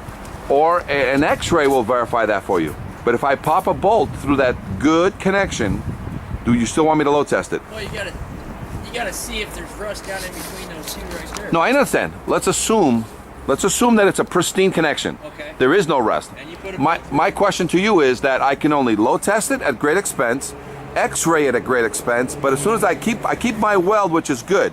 Obviously, anything bad I have to fix, like the treads. I have to fix. As soon as I put a bolt in it and I back up that weld with a bolt, do you want me to load test it anymore? Okay, now let's talk about the connection into the building. See these two connections down here into the building? Yeah. Now, there's enough there to do one of two things. There's enough thread coming out of there. Can I do a pull test on that? Absolutely. Can I also duplicate that connection, or can I verify it inside the building because maybe there's a plate? So if I provide you with a plate, let's say it's an exposed wall inside, and I provide you with a photograph of the plate and it looks good, the outside is good, the inside is good, do I need to load test it?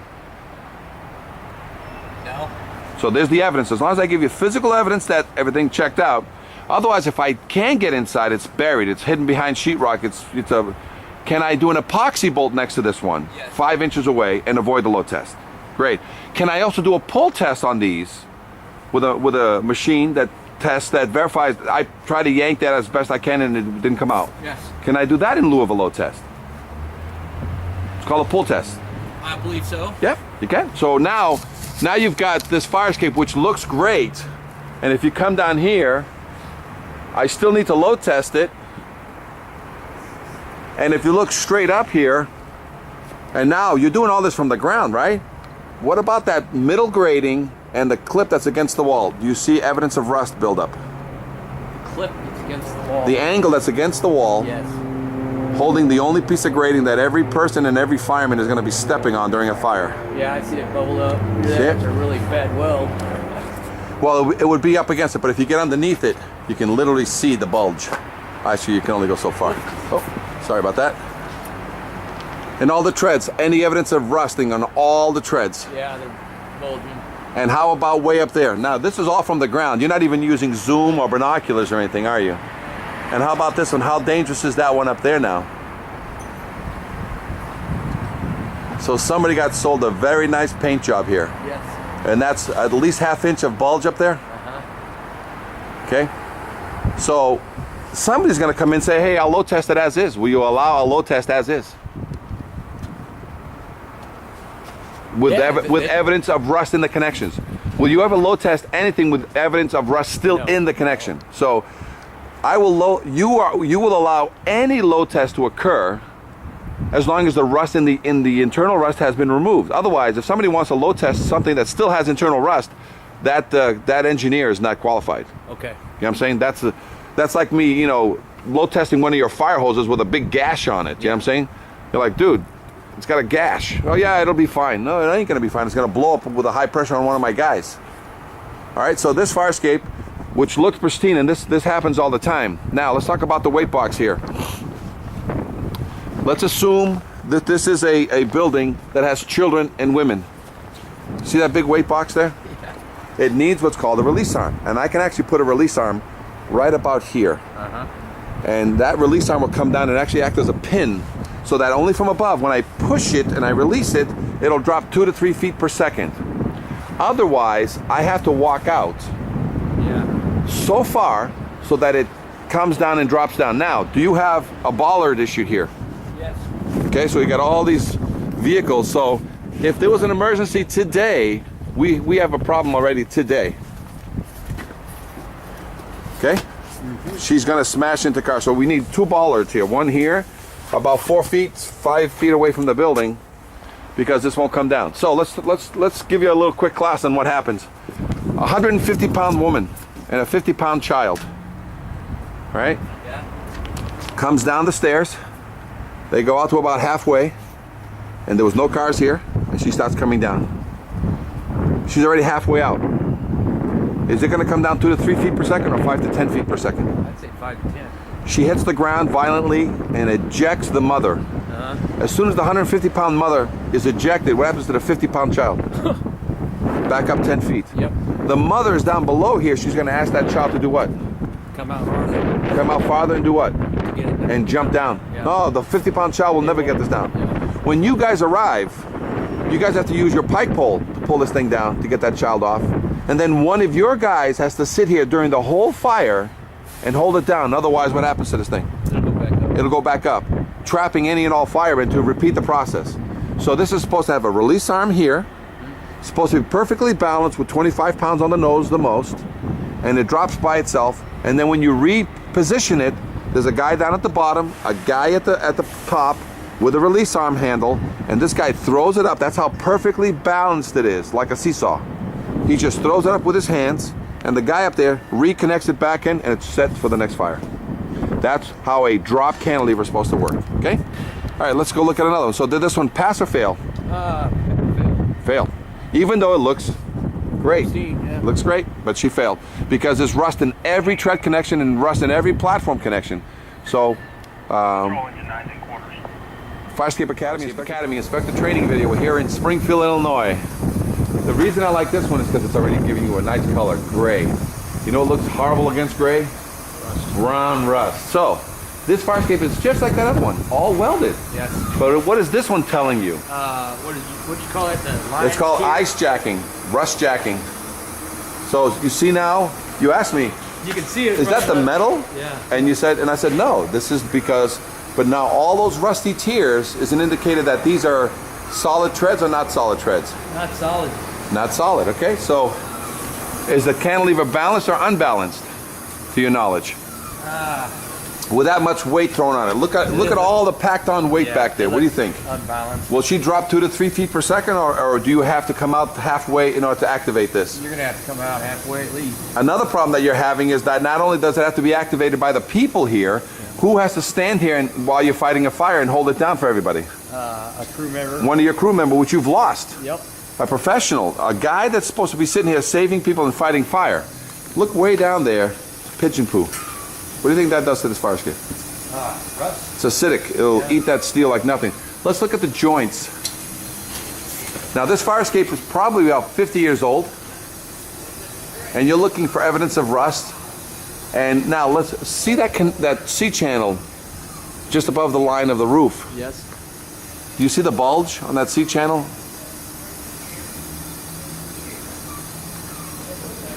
Yes. Does it look like rust is getting in there? I see it. Yeah. I can see the rust line.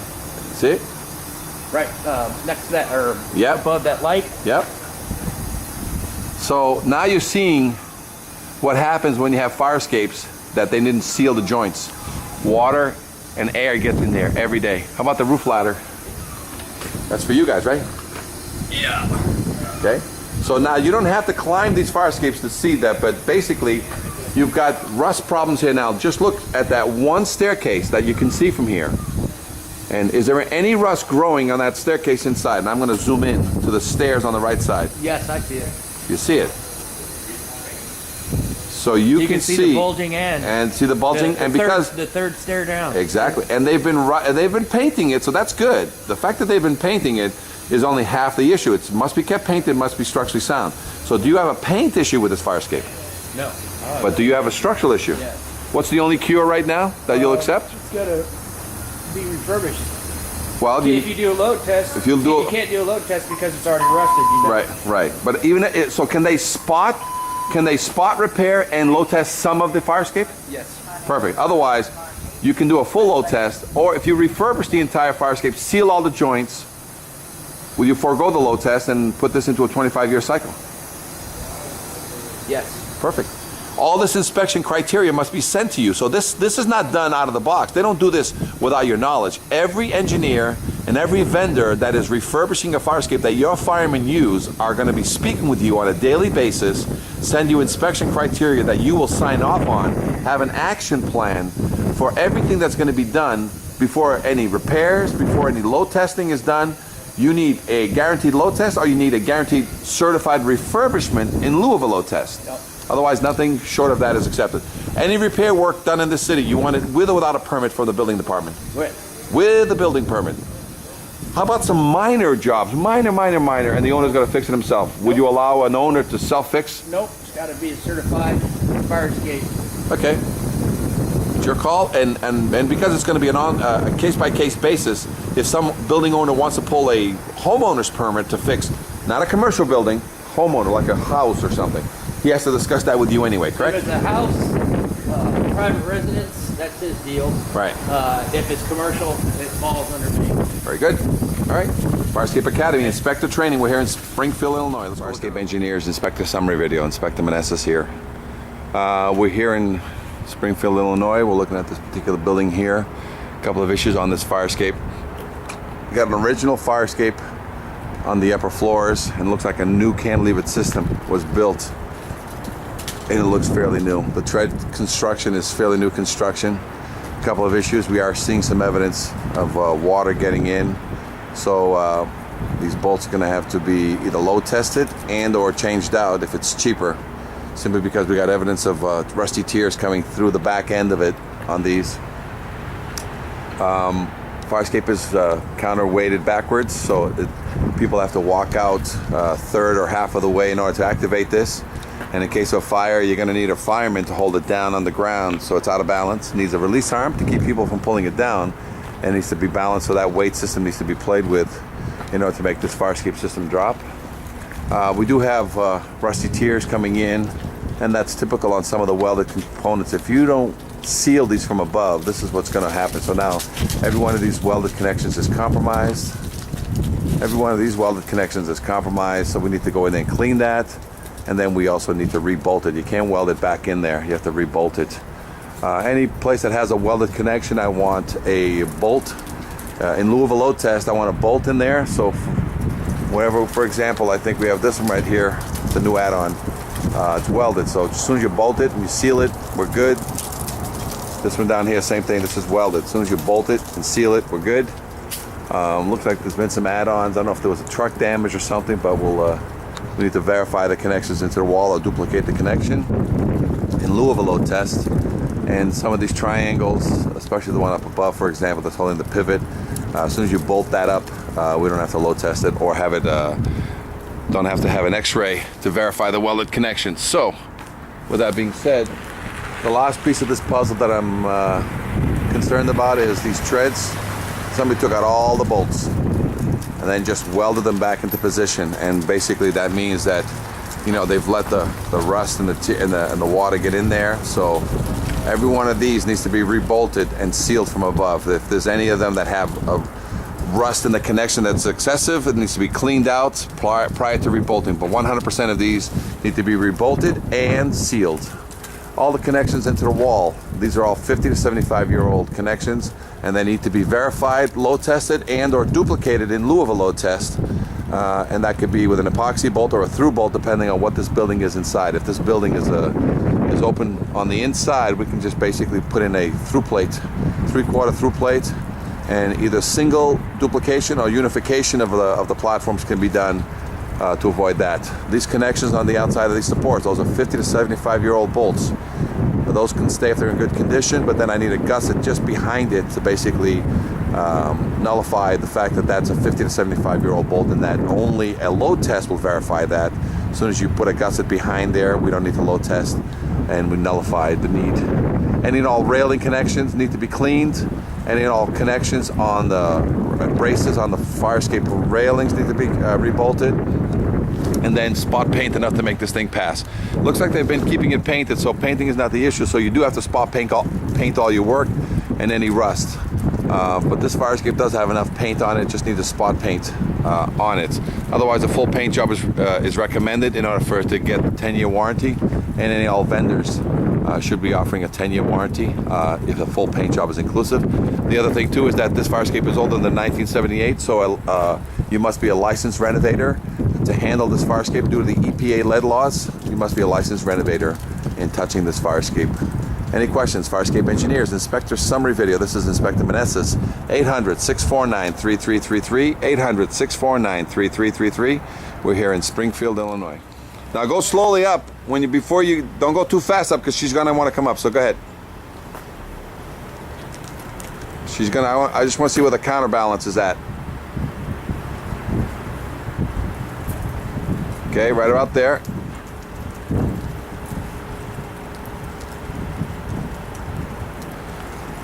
Very good. As you can see, it's kind of violent. Don't be scared. You're not going to pass the ground in case you fall. All right, let's start the process all over again. So if this was an evacuation,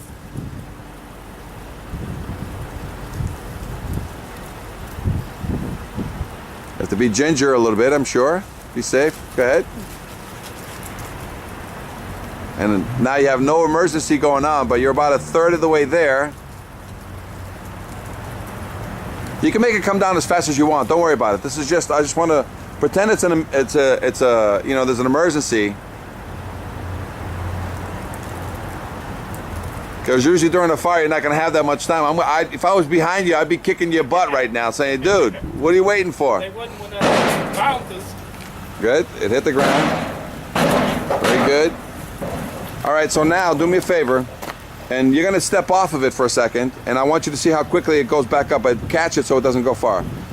Let it go and grab the grip. All right, so now bring it down. And we're doing a fire escape inspection. Oh. All right, so now you're going to just hold it in position, put your foot on it. This just to indicate what a fireman would have to do in case there's a fire. Somebody would have to sit here and physically hold the thing. So if you can hold it down here for a second, I'm just going to do a quick run up. Yep. So we got some rust in on the top of these treads. So that's an indication that they changed the bolts, but the rust has actually been building up in there. And some areas have more rust than others. Okay. But again, it's not that bad, but you got at least an eighth of growth of rust. From up here you can see where the water is accumulating and getting in there between the angle, and that's mainly the only thing holding other than this crisscross.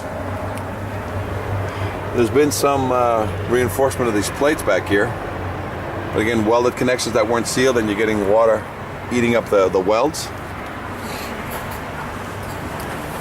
Some rusty tears on some of these. So it looks like a lot of these, they basically pop the bolts, but then instead of, they did a full bead weld on the top on these. So as soon as you put the bolts back in this thing and sealed any more water from getting in there, we should be all right. You've got your shoes that are basically rotting out the top, so these need to be cleaned and then sealed. And look how much you're getting there. Structural crack on the entire wall, because these things through rust jacking and ice jacking split these things. A lot of rust buildup in these corners, as you can see there. A lot of rust buildup in these corners there. A lot of rust buildup, pop bolts, shoes, standard maintenance requirements.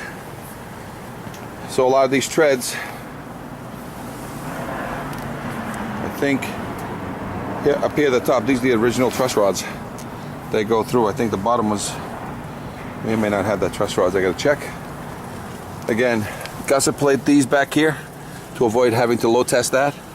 Gusset plate it back here to avoid having to load test that.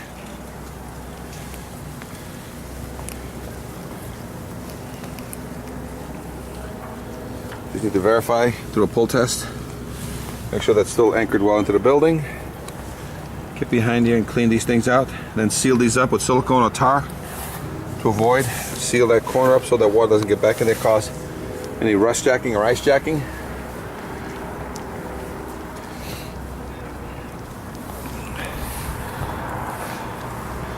So again, welded. As soon as you bolt this back up again, the welds don't need to be load tested and or x-rayed for verification purposes. A lot of these brackets, a lot of these boxes that hold your grating need to be rebolted in all the corners. Ladders have all original hardware, change those out. Original hardware, change those out. Tie backs into the building. Re-verify this is the fire escape for the firemen. Look at that. Exposed nut and bolt. And down there you can see the exposed nut and bolt there. So change those all out. Make sure you have no wires or anything here that's going to hurt somebody. And with that, fire escape needs refurbishment and or load testing in order to satisfy the fire marshal's violation. Any questions, fire escape engineers? Inspector Meneses, 800-649-3333.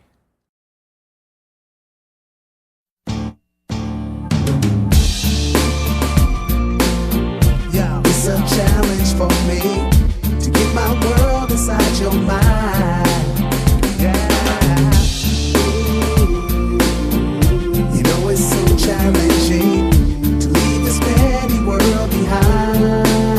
Yeah, stupendously fly, deal on a girl, straight kickin', dates on the weekends, had them string like a violin. I would bug off your beauty, but only deep as a skin. Thought about me, helping you to see the mountains. You still in the fly cars with dip brands, flirt with cats, blatant about intending to hit skins. But interesting, even though you flow with the crowd and you a popular gal, I still wild by possibilities of me and you. Us, but it's a challenge for me to get my world inside your mind. Yeah. You know it's so challenging to leave this petty world behind. Come on. Back in high school, we was wet behind the ears new, immature and had no clue, raising hell trying to be cool. But now we're grown up. Now we're grown up.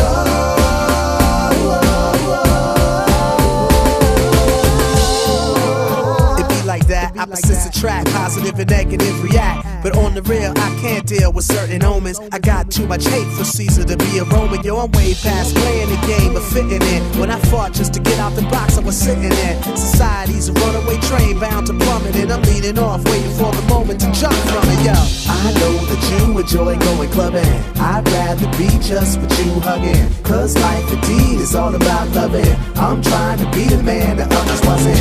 But you gotta work with me, baby. Yo, yo, yo, stop fighting against me, pretty lady. Come on, yo, enough of my life. Enough of my life has been petty. Don't you know we got to go? I'm trying to grow with me, baby. Yo, yo.